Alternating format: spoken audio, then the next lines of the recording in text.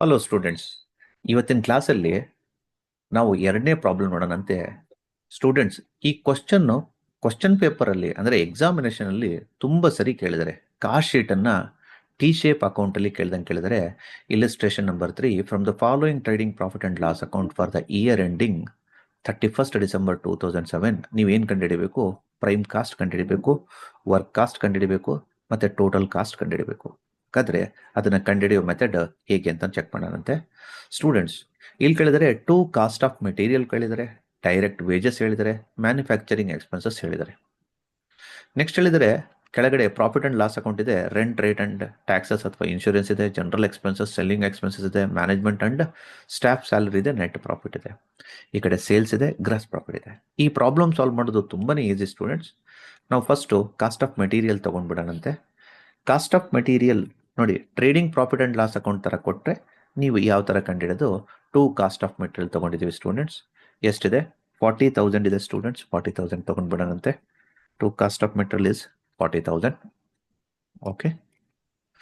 Next ಇದೆ direct wages. Students, direct wages ಇದೆ. Direct wages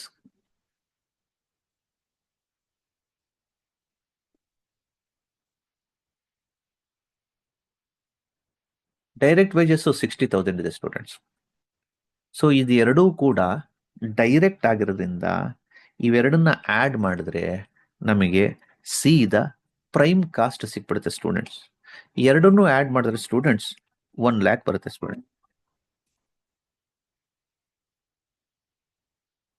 1,00,000, ಈ 1,00,000 ಅನ್ನ ನಾವೇನಂತ ಕರಿತೀವಿ ಅಂದ್ರೆ ಪ್ರೈಮ್ ಕಾಸ್ಟ್ ಅಂತ ಕರಿತೀವಿ ಸ್ಟೂಡೆಂಟ್ಸ್. ಮೊದಲನೇ ಪಾಯಿಂಟ್ ಅನ್ನ ಕಂಡುಹಿಡಿಯಲಿಕ್ಕೆ ಕೇಳಿದ್ರೆ ಸ್ಟೂಡೆಂಟ್ಸ್, ನಾವು ಮೊದಲನೇ ಪಾಯಿಂಟ್ ಅನ್ನ ಕಂಡುಹಿಡಿದಿದ್ದೀವಿ.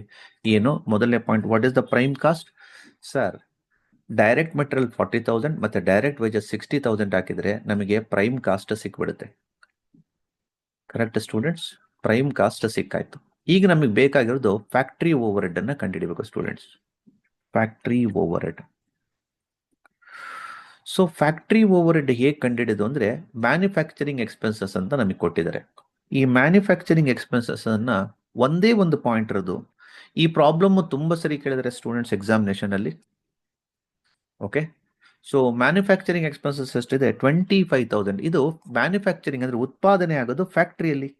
ಸೊ ಹಾಗಾಗಿ ಮ್ಯಾನುಫ್ಯಾಕ್ಚರಿಂಗ್ ಎಕ್ಸ್ಪೆನ್ಸಸ್ 25,000 ಮಾತ್ರ ಇದೆ. ಆಡ್ ಮಾಡಿದ್ರೆ 1,25,000 1,25,000 ಬರುತ್ತೆ ಸ್ಟೂಡೆಂಟ್ಸ್. ಇದನ್ನ ನಾವು ವರ್ಕ್ ಕಾಸ್ಟ್ ಅಥವಾ ಫ್ಯಾಕ್ಟ್ರಿ ಕಾಸ್ಟ್ ಅಂತ ಕರಿಬಹುದು. ವರ್ಕ್ ಕಾಸ್ಟ್ ಅಥವಾ ಫ್ಯಾಕ್ಟ್ರಿ ಕಾಸ್ಟ್ ಅಂತ ಕರಿಬಹುದು ಸ್ಟೂಡೆಂಟ್ಸ್. ಎರಡು ಪಾಯಿಂಟ್ ಗೊತ್ತಾಯ್ತು. ವರ್ಕ್ ಕಾಸ್ಟ್ ಅಂದ್ರೆ ಏನು, ಫ್ಯಾಕ್ಟ್ರಿ ಕಾಸ್ಟ್ ಅಂದ್ರೆ ಏನು ಅಂತ ಗೊತ್ತಾಯ್ತು. ಮೂರನೇದು ನಮಗೆ ಅಡ್ಮಿನಿಸ್ಟ್ರೇಷನ್ ಓವರ್ ಹೆಡ್ ಬೇಕಾಗಿತ್ತು. Office and administration overhead. ಇದು ತುಂಬಾ simple problem students. Office and administration over head ಒಳಗಡೆಗೆ ಏನೇನಿದೆ ಅಂದ್ರೆ ರೆಂಟ್ ರೇಟ್ ಅಂಡ್ ಟ್ಯಾಕ್ಸಸ್ ಅಥವಾ ಇನ್ಶೂರೆನ್ಸ್ ಇದೆ ಒಂದೇದು. ಓಕೆ. ಎಷ್ಟು ಅಮೌಂಟ್ ಇದೆ? 5,000 ಇದೆ ಸ್ಟೂಡೆಂಟ್ಸ್.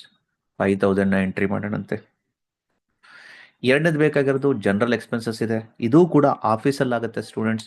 ನಾನು ಮೊದಲನೇ ವಿಡಿಯೋದಲ್ಲಿ ಇದ್ರ ಫಾರ್ಮೆಟ್ ಪೂರ್ತಿ ಎಕ್ಸ್ಪ್ಲನೇಷನ್ಸ್ ನೋಡಿದ್ದೀನಿ. ಅಕಸ್ಮಾತ್ ಯಾರಿಗಾದ್ರೂ ಸ್ಟೂಡೆಂಟ್ಸ್ಗೆ ಗೊತ್ತಿಲ್ಲ ಅಂದ್ರೆ ಮೊದಲನೇ ವಿಡಿಯೋದಲ್ಲಿ basic understanding of cost sheet ಇದೆ ಸ್ಟೂಡೆಂಟ್ಸ್. ಆ ಕಾಸ್ಟ್ ಶೀಟ್ ಅನ್ನ ನೋಡ್ಕೊಂಡ್ರೆ ನಿಮಗೆ ಕ್ಲಿಯರ್ ಆಗುತ್ತೆ.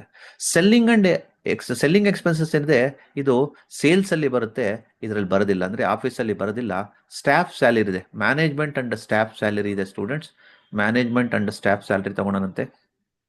ಇದು ಕೂಡ ಆಫೀಸಲ್ಲಿ ಬರುತ್ತೆ. Management and office staff salary students. ಇದೆಷ್ಟಿದೆ? ಟೋಟಲ್ 30 ಇದೆ. 30,000 ಸ್ಟೂಡೆಂಟ್ಸ್. ನೋಡಿ ಇಲ್ಲಿ 30,000 ಇದೆ ಸ್ಟೂಡೆಂಟ್ಸ್. ಇದನ್ನ ಬರಿತಾ ಇದೀವಿ 30,000. Staff salary 30,000.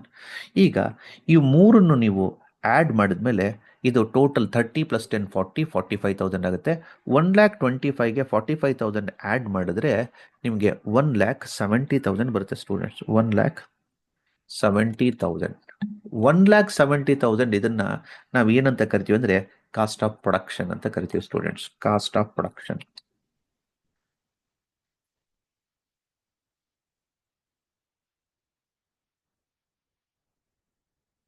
Cost of production ಅಂತ ಕರಿತೀವಿ ಸ್ಟೂಡೆಂಟ್.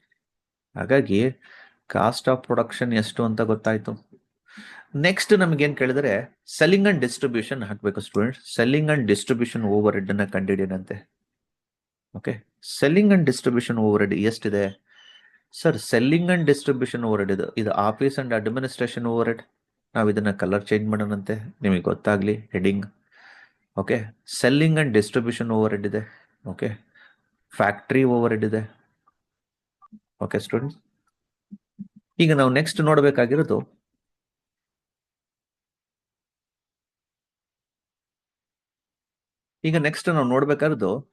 ಸೆಲ್ಲಿಂಗ್ ಎಕ್ಸ್ಪೆನ್ಸಸ್ ಇದೆ ಸ್ಟೂಡೆಂಟ್ಸ್. ಸೆಲ್ಲಿಂಗ್ ಎಕ್ಸ್ಪೆನ್ಸಸ್ 15,000 ಇದೆ ಸ್ಟೂಡೆಂಟ್ಸ್. ಸೆಲ್ಲಿಂಗ್ ಎಕ್ಸ್ಪೆನ್ಸಸ್ 15,000 ಇದೆ ಸ್ಟೂಡೆಂಟ್ಸ್. ಈ 1,70,000ಗೆ 15,000 ಆಡ್ ಮಾಡಿದ್ರೆ ನಮಗೆ ಬರುತ್ತೆ ಸ್ಟೂಡೆಂಟ್ಸ್ 1,85,000 ಬರುತ್ತೆ ಸ್ಟೂಡೆಂಟ್. 1,85,000 ಇದನ್ನ ಏನಂತ ಕರಿತೀವಿ ಅಂದ್ರೆ ಕಾಸ್ಟ್ ಆಫ್ ಸೇಲ್ ಅಂತ ಕರಿತೀವಿ. ಕಾಸ್ಟ್ ಆಫ್ ಪ್ರೊಡಕ್ಷನ್ ಹೇಗೆ ಬಂದಿತ್ತು ಅದೇ ರೀತಿ ಕಾಸ್ಟ್ ಆಫ್ ಸೇಲ್ ಬರುತ್ತೆ students.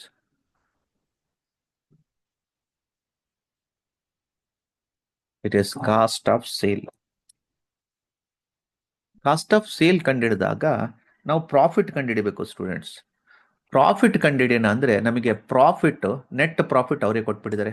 Net profit students, net profit ಎಷ್ಟಿದೆ? Very simple, it is given, that is 15,000 is net profit. Students 15,000 is net profit. Net profit add ಮಾಡಿದ್ರೆ ನಮಗೆ ಸೇಲ್ಸ್ ಬರುತ್ತೆ ಸ್ಟೂಡೆಂಟ್ಸ್. ನೆಟ್ ಪ್ರಾಫಿಟ್ ಆಡ್ ಮಾಡಿದ್ರೆ sales ಬರುತ್ತೆ.